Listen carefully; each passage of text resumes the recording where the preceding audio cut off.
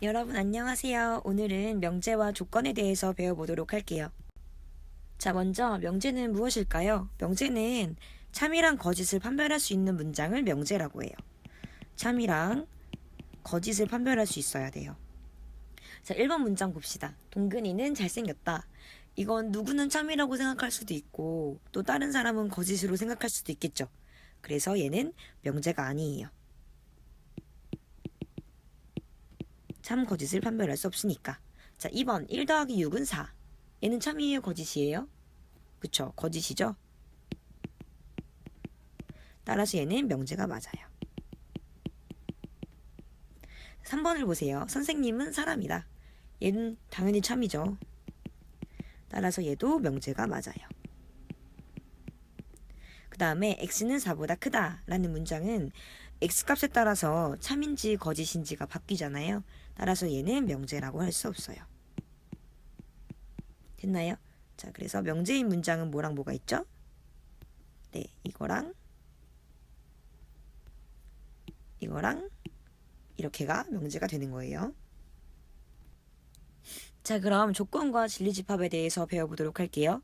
먼저 조건을 찾아야겠죠. 조건은 명제가 아니니까 아까 명제였던 2번이랑 3번은 조건이 될 수 없어요. 그러면 1번이랑 4번 중에 볼게요. 조건은 바로 4번 같은 문장을 우리가 조건이라고 하는데 x에 따라서 참이 될 수도 있고 또는 거짓이 될 수도 있는 문장을 우리가 조건이라고 해주는 거예요. 괜찮나요? 네. 그럼 진리집합은 뭐냐면 이 조건이 참이 될 때 그때의 x값들을 모아둔 집합을 진리집합이라고 해주는 거예요. 4번에 대한 진리집합은 집합이니까 집합 교서주고 x바 x는 4보다 큰 것들의 모임 이렇게 해주면 얘가 이 조건의 진리집합이 되는 거예요. 이래야지 이 집합 원소들은 4번 문장을 참이 되게 만들어주는 게 맞겠죠? 네. 그럼 명제의 부정과 조건의 부정에 대해서 한번 배워봅시다. 자, 지금 오는 소수이다라는 문장이 있는데 얘는 명제일까요? 조건일까요? 그쵸? 얘는 명제죠. 그래서 우리가 이 문장 P라는 문장을 명제라고 해봅시다. 그래서 부정을 하면은 이렇게 써주는 거예요. 얘를 우리가 not P, P가 아니다. not P라고 얘기하고 이 명제를 부정하면 오는 소수가 아니다 라고 해주면 됩니다. 쉽죠? 자, 이제 조건을 부정하는 방법을 배워볼게요. 어떤 문장이 있어요. x는 2보다 크다 라는 문장이 있는데 얘는 명제예요? 아니면 조건이에요? 그쵸, 조건이죠. x값에 따라서 참이 될 수도 있고 또는 거짓이 될 수도 있으니까 이 q라는 문장은 얘는 조건이에요. 마찬가지로 조건을 부정하면 not q라고 써주고 x가 2보다 커야 되는 거죠. 이렇게. 이걸 부정하는 거니까 이 부분만 해당되는 거죠. 2도 포함하고 따라서 not q는 x는 2보다 작거나 같다 라고 되는 거예요. 자, 그러면 모든이나 어떤을 포함한 명제와 그 명제의 참과 거짓을 판별하는 방법을 배워볼게요. 예를 들어서 전체 집합 U가 실수 전체일 때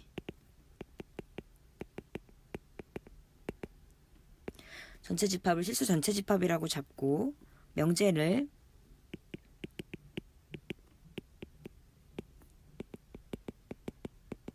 모든 x에 대하여 x제곱 더하기 1이 0보다 크다 라는 명제를 생각해 봐요. 그러면 지금 이런 문장에서 P에 해당하는 부분이 바로 이 부분이죠. 그럼 이 부분의 진리집합을 구해볼게요. 진리집합은 x바 x제곱 더하기 1이 0보다 크다. 즉 얘는 결국에 x바 x는 실수 전체 이렇게 되겠죠. 그러면 여기서 구했던 진리집합이 진리집합 P가 바로 전체 집합 U랑 서로 같아지는 걸 알 수 있어요. 그때 우리는 이 명제를 참이라고 하는 거예요. 됐나요? 왜냐면 모든 x에 대해서 성립해야 되니까. 자, 그럼 다음으로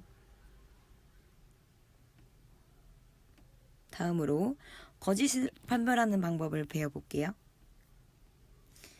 예를 들어서 지금 전체 집합이 실수 전체인 거는 같고 명제가 모든 x에 대해서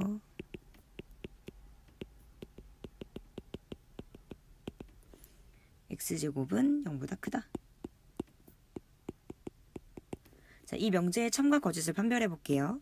그러면은 여기 P에 해당되는 부분이 바로 이 부분이고, 얘를 진리집합을 나타내면 x와 x는 이렇게 되고, 결국에 이거는 실수 제곱하면 0보다 크거나 같으니까 얘는 0이 아닌 모든 실수, 이렇게 되겠죠. 이 2차 부등식의 해를 구해보면, 그러면 얘는 이 전체 집합이랑 같아요, 달라요? 다르죠? 그래서 진리집합이랑 전체 집합이랑 달라지니까 얘는 거짓 명제라고 말할 수 있어요. 네. 자, 그 다음에 이번에는 아까는 모든이 들어갔던 거였고, 이번에는 어떤을 포함한 명제를 볼게요. 어떤 x에 대해서 p가 참이다 라는 거는 이 p에 대한 진리집합 라지 p가 공집합이 아닐 때 참이라고 하는 거고, 거짓일 때는 진리집합이 공집합일 때 거짓이라고 하는 거예요. 예를 들어줄게요. 예를 들어서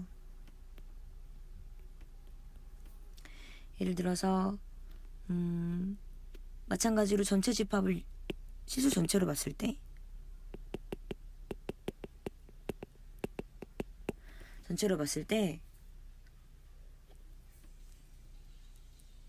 어떤 x에 대하여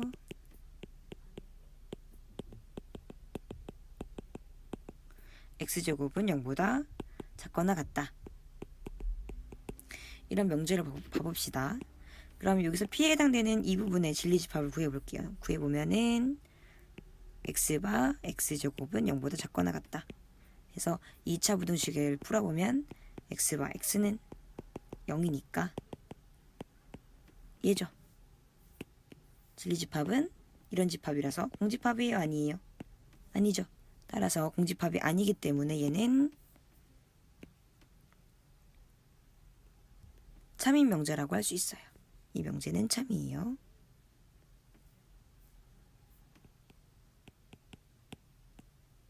그럼 공집합일 때가 거짓이죠. 그래서 공집합일 때도 한번 봐보면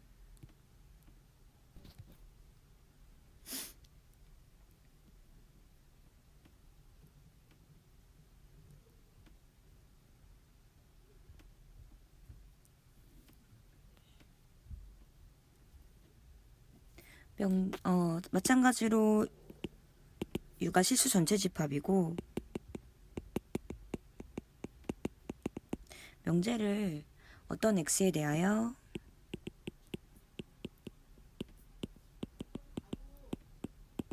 x제곱 더하기 1은 0이다 라는 명제를 봅시다. 그러면 이 조건의 진리집합을 구해보면은 공집합이죠. 얘를 만족하는 실수는 없으니까. 따라서 진리집합 P가 공집합이 되므로 얘는 거짓인 명제라고 말할 수 있는 거예요. 자, 이제 모든이나 어떤을 포함한 명제의 부정에 대해서 배워볼게요. 자, 우리가 모든을 부정하면 어떤이 돼요. 어떤을 부정하면 모든이 되는 거예요. 영어에서도 always의 부정이 not always죠. 얘는 항상, 맨날. 그럼 얘는 항상이 아닌 게 아니라 어쩌다 한 번씩 해도 not always라고 말할 수 있는 거죠. 네. 그런 것처럼 모든의 부정은 어떤이 되는 거예요. 예를 들어 봅시다. 예를 들어서 모든 자연수 x에 대하여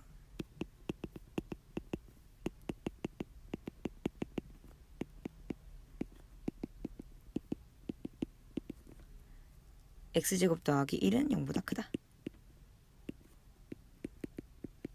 자, 이런 명제를 부정해 볼게요. 자, 먼저 모든을 부정하면 뭐가 돼요? 어떤이 되죠. 그 다음에 뭐 어떤 자연수 x에 대하여 x 플러스 1은 0이다. 얘를 부정하면 x 플러스 1은 0보다 작거나 같다. 네. 그래서 어떤 자연수 x에 대하여 x 플러스 1은 0보다 작거나 같다. 이게 바로 부정한 결과라고 볼 수 있어요. 그 다음에 어떤 자연수 x에 대하여